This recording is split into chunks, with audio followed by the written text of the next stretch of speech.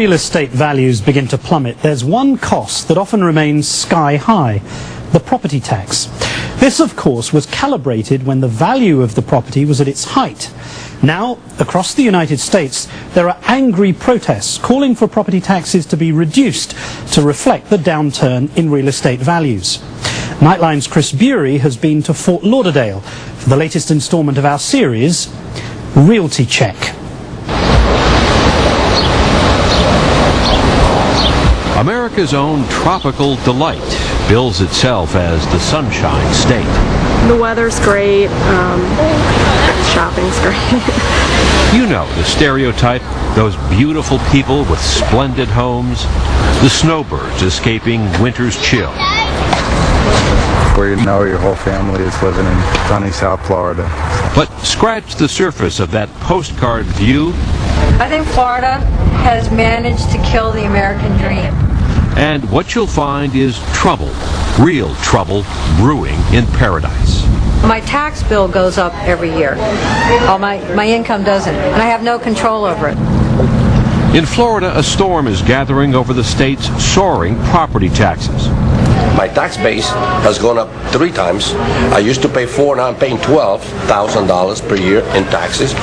Over a lunch with constituents in Miami, Marco Rubio, the ambitious young Speaker of the Florida House, gets an earful. Now, I will be working, I figure, until I'm 75.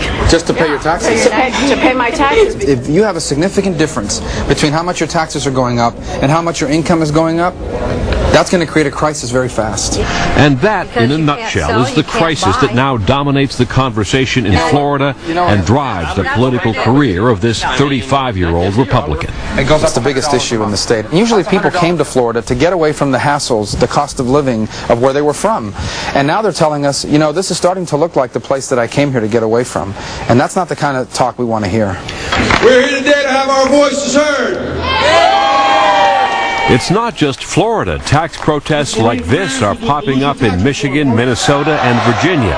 And testimonials on YouTube from agitated homeowners, such as this one in Philadelphia, we're the highest tax city now in the United States, are flooding the internet. How much taxes do you want us to pay? But property owners in Florida, a state with no income tax, have been particularly hard hit. Property appraiser's office, is it okay if I walk around the house and take some measurements? Tax assessors base their judgments on real estate values. Here in Florida, as home prices have jumped, in just the last 3 years, property taxes have shot up more than 50% statewide, an increase of $10 billion. I think the citizens are about to revolt in a way that you have never seen. Lori Parrish, a Democrat elected to assess property in South Florida, says that she's never seen taxpayers so angry. These are Floridians from all walks of life. And they're just fed up with property tax. Fed up. And I think fed up with government spending in general. You know, you can't outspend the public's ability to pay. Take the baby. Those higher tax bills have left thousands of middle-class families like Lori and Evan Feldman financially trapped in their current homes. We bought our house 11 years ago, and you know, it's usually your first house. It's a starter house. You never think that it potentially could be the house that you may be in for 25, 30 years. It's a 3-bedroom house, and we'd like to have a second child. And you know, with the taxes, with the tax increase, it makes it almost impossible to move.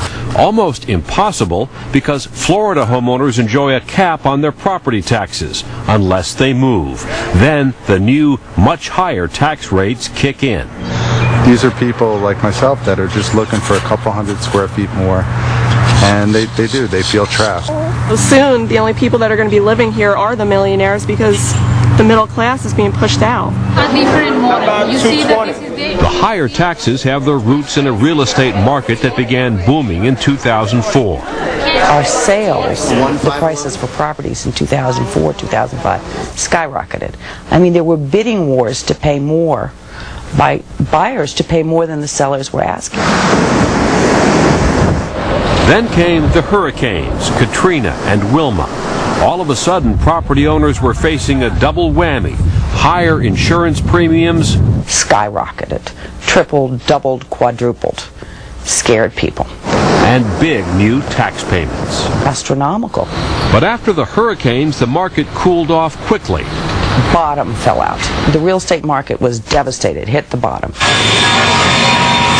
Now, the slumping real estate market is also dragging down Florida businesses like this lumber yard, just as their property tax bills have also shot through the roof.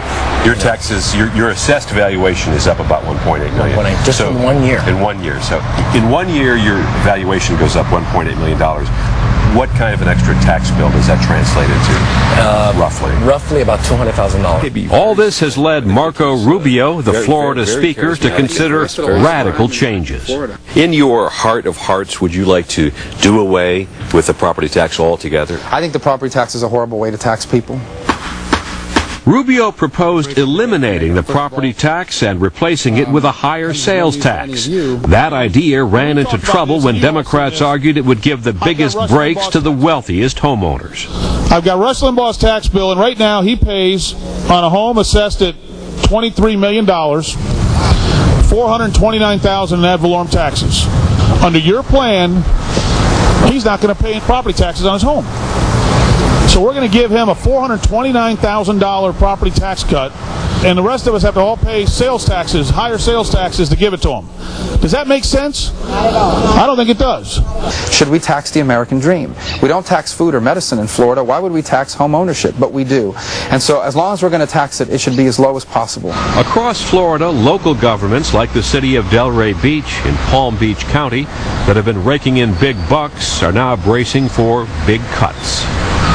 The city has already published a hit list of services it is threatening to reduce or eliminate if property taxes are cut back, including nearly 24 cops, this fire station, a brand new library, swimming pools, and even lifeguards at the beach.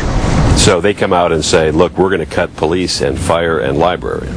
That would be like my wife saying, we're going to cut diapers and baby formula if I were to get a pay cut yesterday. Those are the last things you cut, not the first things. And it shows what's wrong with the system. Would you be willing to have fewer services, poorer schools, or fewer police officers, or fewer firemen in exchange for lower taxes? Well, I don't know if our school systems could get any poorer. I have to ask the government, where were all those tax dollars going? A lot of my friends and neighbors are moving, reluctantly to other states when they would prefer to stay here, and they can't afford it. So, one way or another, the costs of living in paradise are going up. The painful choices ahead point to a showdown in the Sunshine State, and the bigger question is how far the tax revolt now underway here may spread. This is Chris Bury for Nightline in Fort Lauderdale. And the Florida legislature has called an emergency session for next month to tackle the property tax crisis. Our thanks to Chris Bury. And when we come back, think you know what it takes to serve an A-list star?